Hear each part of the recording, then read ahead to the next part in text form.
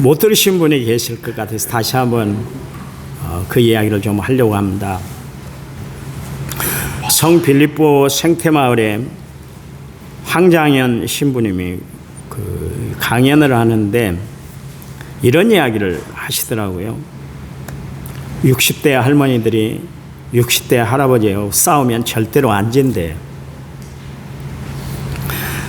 그리고 60대 이상 할머니들이 그 72%가 야, 그동안 남편 뒤치다거리만 하고 살았는데 이제는 하기 싫어.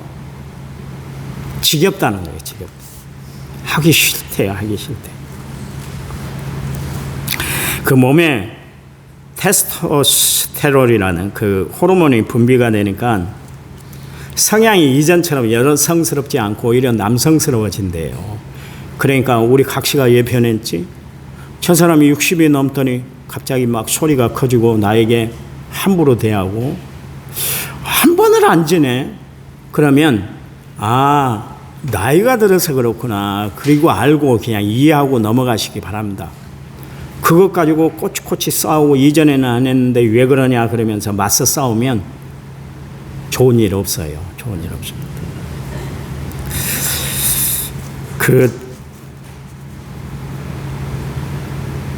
하루는 그 할아버지들이 할머니들에게 얻어맞고 왔어요. 눈탱이가 밤탱이 돼가지고 노인정에 왔답니다. 60대, 70대, 80대, 90대 먹은 할아버지들이 할머니에게 얻어맞아가지고 노인정에 앉아서 신세 타령을 하는 거예요. 70 먹은 할아버지가 60 먹은 할아버지에게 야, 너는 왜 아침부터 눈탱이가 밤탱이 돼서 그렇게 처량하게 앉아있냐. 그랬더니 60 먹은 할아버지가 형들 말도 마로 형들 나는 마누라가 이 세상에서 제일 무서워. 한 집에서 이제 같이 못 살겠어. 왜 무슨 일이 있었어? 물어보니까 아침에 밥상에서 국이 좀 짜다고 투정을 벌였더니 마누라가 하는 소리가 짜면 짠 대로 먹지 뭐 그렇게 말이 많냐고 마누라가 두들겨 패서 눈탱이가 밤탱이 됐다고 그렇게 이야기를 했대요. 잘 들으세요 우리 남자분들은. 그러는 형은 70 먹어갖고 왜 눈탱이가 밤탱이 됐냐고 그렇게 물었대요. 그랬더니 이놈의 마누라가 해만 뜨면 가방을 들고 나가는데 아니 해만 뜨면 이렇게 가방을 들고 나가? 그렇게 왜 쏘달아다녀? 그랬더니 이놈의 마누라가 네가 나가 밖에 돌아다니는데 돈 대준 적이 있어? 그러면서 두들겨 패서 눈탱이가 밤탱이 됐대요. 함부로 이야기하면 안 돼요. 그러면서 그러는 형은 왜 눈탱이가 밤탱이 됐냐고 80 먹은 형에게 물었대요. 그랬더니 80 먹은 형이 하시는 말씀이 난 집에 있어서 너무 심심해갖고 마누라한테 밖에 나갈 때 나도 따라 나갈 거야. 그랬더니 어디를 따라 나오냐고 두들겨 패가지고 눈탱이가 밤탱이가 됐대요. 90 먹은 형에게 형은 왜 그렇게 그 나이가 됐는데 눈탱이가 밤탱이 됐어? 그렇게 이야기하니까 아침에 눈을 떴거든. 마누라가 밤새 안 죽고 눈을 떴다고 두들겨 패서 눈탱이가 밤탱이 됐어. 그런 이야기를 했대요. 요즘 90대 먹은 할아버지들의 아침만 되면 고민이래요. 이걸 눈을 떠야 되냐 말아야 되나. 고민이 보통 고민이 아니래요. 누가 만들어낸 이야기를 황장현 신부님이 이제 그렇게 이야기를 했습니다마는 참 가슴 아픈 남자들의 사연 아닙니까? 그렇잖아요. 여러분 날마다 살아가면서 눈탱이 밤탱이 안 되고 살아가는 것, 새끼 밥 잘 차려줘서 잘 먹고 사는 것 감사하시기 바랍니다. 우리가 감사거리를 찾으면 어디서든 감사할 수 있어요. 그런데 원망 불평하면 어디서든 우리는 원망 불평할 수밖에 없는 거예요. 지금 우리는 너무나 정말 살기 좋은 세상에 사는 것 같아요. 살기 좋은 만큼 그렇다면 우리의 행복 지수가 높아지고 있는가? 나는 삶의 만족을 누리고 있는가? 그렇지 않다는 것이죠. 조금만 어려워도 금방 원망불평하고 그냥 그렇게 불만 가득하게 살아가고 있습니다. 그것은 왜 그럴까요? 우리의 마음에 여유가 없기 때문에, 각박하게 살아가고 있기 때문에 그렇습니다. 그런데 아시나요? 우리가 감사를 잃어버린 순간 우리에게 원망과 불평의 덧가라지가 우리 마음속에 뿌려진다는 것을 아셔야 합니다.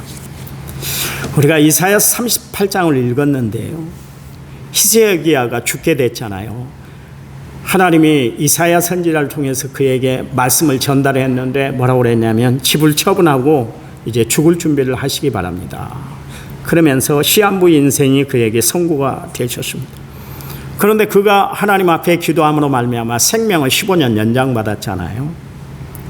그래서 그때 은혜가 너무나 감사해서 하나님 앞에 지은 시가 오늘 이사야서 38장 11절에서 20절 말씀에 기록되어 있습니다. 그 중에 17절 말씀에 보옵소서, 내게 큰 고통을 더하신 것은 내게 평안을 주려 하심이라. 주께서 내 영혼을 사랑하사 멸망의 구덩이에서 건지셨고 내 모든 죄를 주의 등 뒤에 던지셨나이다.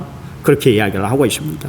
그러니까 히스기야는 하나님이 자신의 병을 고쳐주셔서 생명을 연장받고 살아가는 것이 너무나 감사했어요. 그가 생명의 위기를 당했을 때 얼마나 고통스러운 시간을 보냈겠어요. 그때 하나님이 왜 나에게 고통을 주셨는가? 히스기야가 생각하니까 하나님이 나를 평안토록 인도하시기 위해서 하나님께서 이 고통을 주셨구나. 그것을 생각하니까 하나님께 고통이 오히려 감사의 조건이 되더라. 그런 이야기죠. 우리는 보통 고통당하고 시련당하면 하나님이 없는 것처럼 그렇게 생각할 때가 많이 있고, 내 신앙에 무엇이 문제가 있는가 그렇게 생각하면서 내 자아를 바라보면서 스스로 자괴감에 빠질 때가 있어요. 그러나 고난은 하나님이 허락하신 하나님의 은혜의 도구인 줄 믿으시기 바랍니다. 그러면서 18절 말씀에 수월이 주께 감사하지 못하며 사망의 주를 찬양하지 못하며 구덩이에 들어간 자가 주의 신실을 바라지 못하되 그러십니다. 그러면서 19절 말씀에 오직 산자 곧 산자는 오늘 내가 하는 것 같이 주께 감사하며 그러십니다. 무슨 이야기입니까? 살아있음에 감사한다 그러네요. 살아있으니까 감사하시기 바랍니다. 여러분, 생명의 소중성을 여러분 잘 모르실 거예요. 저 목회자인 나는 생명의 경각에 달려있는 환자들을 얼마나 많이 봤잖아요. 우리 형제들뿐만 아니라 주변의 사람들, 성도들, 마지막 숨 거두기 전에 성도들 모습을 봤는데요, 얼마나 살고 싶어서 몸부림치는지 몰라요. 우리는 함부로 말할 때가 너무나 많아요. 하나님 살기 싫어요. 엘리야처럼 하나님 나를 죽여주세요. 그렇게 이야기할 때가 참 많이 있는데요. 아니요. 정말 생명의 경각에 놓여 있는 사람들은 1분 1초가 얼마나 소중한지 몰라요. 제가 아는 분은 생명을 연장시키기 위해서 1시간 단위로 몰핀을 넣었어요. 그래도 좀 살고 싶고 버티고 싶어가지고 나중에는 안 되니까 30분 단위로 꽂아줬어요. 그래도 살고 싶었어요.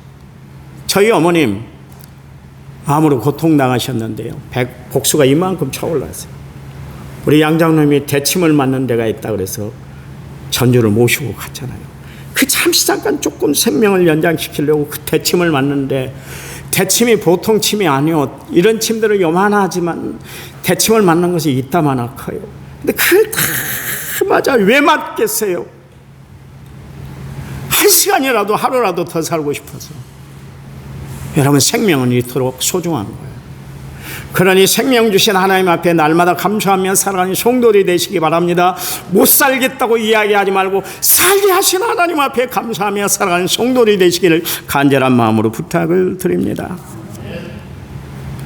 여기 수월에 빠진 사람 그랬습니다. 수월이 뭡니까? 지옥을 뜻하는데요, 수월에 빠진 사람에게는 고통과 저주만 있을 뿐이지 감사가 없다고 히스기야가 이야기를 하고 있습니다. 그러니 우리가 감사를 잃어버리고 살아간다는 건 스스로 우리가 지옥 생활을 택하고 살아가는 거나 마찬가지인 거예요. 머린 캐런도스라는 목사님이 있는데 이분이 책을 여러 권 썼습니다. 지옥 생활에서 천국 생활로. 그 유명한 책이 있습니다. 저는 이분이 기록한 책들을 청년 시절에 다 읽었는데요. 우리 장로님들에게도 한 권 제가 소개를 해서 부탁을 해서 여러분에게 한 권씩 돌려준 적이 있는데 찬송 생활에 걷는 그 책의 저자가 바로 메린 캐로더스 목사님입니다. 또 감옥 생활에서 찬송 생활로 걸으면서 뛰면서 감사 찬송 그 책을 썼습니다. 그러니까 메린 캐로더스 목사님이 하는 이야기가 뭐냐면 우리가 지옥 생활에서 천국 생활로 바뀌는 조건 중에 하나가 뭐냐면 찬송하는 데 달려있다, 그런 이야기입니다. 여러분, 찬송 대충 하지 마세요. 마귀는 우리의 입을 닫기를 원해요. 우리가 하나님을 찬양하는 것을 가장 싫어하는 것이 마귀예요. 그래서 어떻게 해서든 찬양을 못하게 해요. 그래서 찬양단이 찬양하면 길게 하면 오늘 왜 저렇게 저들이 길게 해, 그러면서 불평불만하게 만들어요. 오히려 은혜 받지 못하게 해요. 다들 난리가 나고 막 손을 들고 찬양하고 다들 하나님 경배하고 찬양하는데 나만 쭈그러 앉아가지고 찬양 빨리 끝났으면 좋겠어. 입도 딸싹 안 하고 찬양을 따라 부르지 않은 성도들이 있습니다. 여러분이 지금 지옥 생활을 하고 있는 거예요. 메론 캐로더스 목사님이 하는 이야기가 우리가 지옥 생활에서 찬송 생활로 바뀌는 방법은 찬양을 통해서, 찬송을 통해서 이루어진다, 그렇게 이야기를 하고 있습니다. 여러분, 수도원에 앉아 있으면서 지옥 생활을 하는 사람이 있는가 하면 감옥에 있으면서도 천국 생활을 하는 사람들이 있어요. 그 차이가 어디에 있을까요? 내가 어디에 있든지 정말 감사하며 살고 있는가 아니면 원망 불평하며 사느냐, 거기에 달려 있어요. 교회 안에도 그렇습니다. 하나님의 은혜를 누리지 못하고 살아가는 사람들은 여전히 원망하고 불평해. 무슨 일이든 꼬투리를 잡아서 그것을 가십거리로 만들어요. 왜 그래요? 내 마음에 천국을 이루지 못하고 살아가고 있기 때문에 그렇습니다. 그러나 모든 것이 하나님의 은혜를 덧입고 살아간다는 것을 안다면 그 사람은 당연히 하나님 앞에 감사하며 모든 사람들에게 감사를 표현하며 살아가게 되는 것입니다. 여러분, 감사하는 것도 습관이고 원망 불평하는 것도 습관이에요. 나는 범사에 정말 감사에 익숙해져 있는가, 아니면 온통 원망 불평거리에 잔뜩 쩌들어서 살아가고 있는가. 여러분, 감사의 생활을 하려면 진리 대신 예수님 앞에 나오시기 바랍니다. 빛 대신 예수 그리스도 앞에 나오시기 바랍니다. 생명 대신 예수 그리스도 앞에 나오시기 바랍니다. 예수님 앞에 나올 때만이 내 삶에 감사가 차고 넘치게 된다는 것을 분명히 기억하시기 바랍니다. 바랍니다. 김혜영 씨라는 사람이 있습니다. 그녀가 자라온 그 형편은 정말 더 밑에 바닥이었습니다. 아버지는 알코올 중독자였어요. 어머니는 우울증 환자였습니다. 아버지가 하루는 술을 잔뜩 먹고 와서 그 딸이 보기 싫다고 발길질을 해버렸습니다. 그랬더니 이 김혜영 씨가 벽에 부딪혔는데 그때 척추가 분질러지고 말았어요. 그러니 제대로 치료를 받았겠어요. 키가 자라질 못했는데 어른이 돼서도 134m입니다. 134m면 우리 시우 정도 키밖에 안 돼요. 그리고 아버지가 그냥 죄책감에 자살을 해버렸어요. 자살. 딸을 그렇게 만들어 놨으니까, 병신을 만들어 놨으니까 죄책감에 그냥 자살을 하고 말았어요. 그러자 어머니가 그 딸을 보면서 애비를 죽인 년 그러면서 죽어라 그렇게 구박을 하는 거예요. 그래서 도저히 어머니 밑에서는 자기가 용신을 할 수가 없어서 같이 살 수가 없어서 초등학교를 마치고 그냥 가출을 해서 식모로 일하기 시작을 했습니다. 식모살이를 하다가 내가 이렇게 살아서는 안 되겠다 싶어서 기술을 하나 배웠는데 편물 기술을 배웠습니다. 하루에 14시간씩 편물 기술을 배워서 2년에 기술을 배운 지 2년 만에 1984년에 한국 기능대회에서 금메달을 땄습니다. 그리고 그 다음에 1985년에 그녀의 나이 19살 때 국제기능대회에서 또한 금메달을 받았습니다. 그리고 친구의 전도로 교회를 나가기 시작을 한 거예요. 그때 그가 깨달은 것이 뭐냐면, 나 같은 사람도 하나님이 사랑하셔서 나를 구원해 주셨는데, 나에게도 이렇게 좋은 재능을 주셨는데 나를 귀하게 어디 좀 하나님 영광 위해서 사용했으면 좋겠다, 그 생각이 들었던 거예요. 그래서 자기가 이 땅에 존재하는 이유에 대해서 좀 알고 싶은 그런 생각이 들었던 것이죠. 그래서 나도 하나님 영광 위해서 일하는 사람이 돼야 되겠다 싶어서 아프리카 보츠와나에서 14년 동안 거기서 편물 기술들을 가르쳐 주었어요. 이게 소문이 나서 크리스찬 칼리지에서 그 사람을 불러서 공부를 시켜줬어요. 공짜로 모든 걸 전액 장학금을 주어서 공부를 했습니다. 그리고 한국에 돌아와서 박사학위를 받았습니다. 지금 모 대학의 교수로 일하고 있습니다. 여러분 대단하지 않습니까? 대단하지 않아요? 환경도 여건도 상황도 자신의 몸도 안 좋은 상황에서 자기를 포기하지 않고 끝내 정말 자신의 길을 개척한 김혜영 씨, 정말 대단한 사람 아닙니까? 그렇잖아요. 우리는 항상 내 처지, 내 상황에 대해서만 바라보고 늘 원망하고 불평하며 살아가요. 어떤 일 앞에서도 도무지 감사할 줄을 모르고 살아갈 때가 많이 있습니다. 여러분, 성경은 우리에게 분명히 말씀하고 있는데, 하나님이 주신 모든 것이 선함에 감사함으로 받으면 버릴 것이 없다 그랬잖아요. 김혜영 씨는 얼마든지 자신의 처지, 자신의 형편에 대해서 정말 좌절하고 그것 때문에 불평불만스럽게 원망하며 세상을 살 수 있는데 불구하고 자신은 그 세상을 택하지 않았다, 그런 이야기입니다.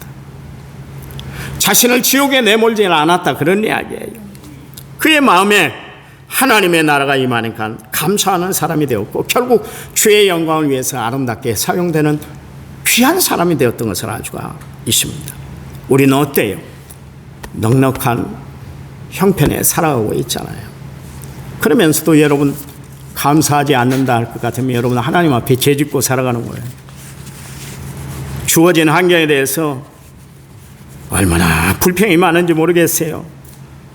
범사가 원망, 항상 불만, 쉬지 않고 쏟아내는 불평거리 우리에게 얼마나 많은지 모르겠어요. 아침에도 제가 그런 이야기를 했습니다만, 사람이 무엇으로 심든지 그대로 거둬요. 기억하세요. 사람이 무엇을 심든지 그대로 거두게 돼 있어요. 광야 생활의 이스라엘 백성들 보세요. 하나님이 그들의 삶 가운데 한 번이나 눈을 뗀 적이 있어요. 손이 짧아서 그들을 구원시키지 못한 때가 있었습니까? 그런데도 불구하고 그들의 입에서는 항상 찬송과 기쁨이 아니라 원망과 불평만 가득 찼던 것을 알 수가 있습니다. 왜 그랬을까요? 그들 마음속에 있는 원망의 쓴뿌리를 뽑아내지 못했기 때문에 그랬습니다. 우리가 마음에 원망과 불평의 쓴뿌리를 캐내지 않으면 우린 여전히 감사를 잃어버리고 살아가게 되는 거예요. 여러분, 예수 믿어 변화된 여러분, 우리의 생각도 언어도 행동도 다 변화되시기를 바랍니다. 우리는 어둠의 일을 벗어버린 정말 빛의 자녀가 됐다는 것을 분명히 알아서, 여러분, 빛의 열매, 착함과 모든 착함과 의로움과 진실함의 열매를 맺고 날마다 살아가는 성도들이 되시기 바랍니다. 이 시간도 여러분 마음속에 원망과 불평, 남을 무시하고 질세하는 그런 마음이 있으면 성령의 쟁기질로 다 캐내시기 바랍니다. 캐내야만 돼요. 목사들은, 우리 교단은 그렇습니다. 우리 교단은 목사가 이혼하면 목사직이 박탈이 돼. 정말 우리 당시에 미국에서 최고 유명한 대학을 나온 교수들이 2명이 있었습니다. 딱 봤더니 어느 날 갑자기 봤더니 이혼한 경력이 있어서 그 식으로 교수직을 박탈을 시켜버렸어요. 대단합니다. 왜 목사가 그래 이혼을 못하게 하는가? 그거 하나 이기지 못하면서 그 부인 하나 관리도 못하면서 부인 하나도 그렇게 제대로 내 편으로 못 만들면서 어떻게 목회를 하느냐, 교인들은 어떻게 돌보느냐 이 이야기요. 왜 마음에 안 드는 부분이 없겠어요. 그래도 참고 인내하면서 그래 목사님은 저런 상황 속에서도 정말 참고 인내하면서 가정을 돌보는구나. 그게 모범이 돼야 성도들이 모델이 돼서 따라올 거 아니겠습니까? 그렇잖아요. 그래서 그런 거예요. 여러분, 우리가 정말 감사를 잃어버리면 다 잃어버리는 거예요. 오늘 감사절을 맞이한 여러분, 감사함으로 날마다 천국 생활을 하고 살아가는 믿음의 성도들이 되시기를 이 아침에 여러분에게 간절한 마음으로 부탁을 드립니다. 감사하며 사세요. 자, 옆분하고 다정하게 손을 잡고 인사하는데 감사합시다, 서로 감사합시다 하시기 바랍니다. 손을 잡으세요.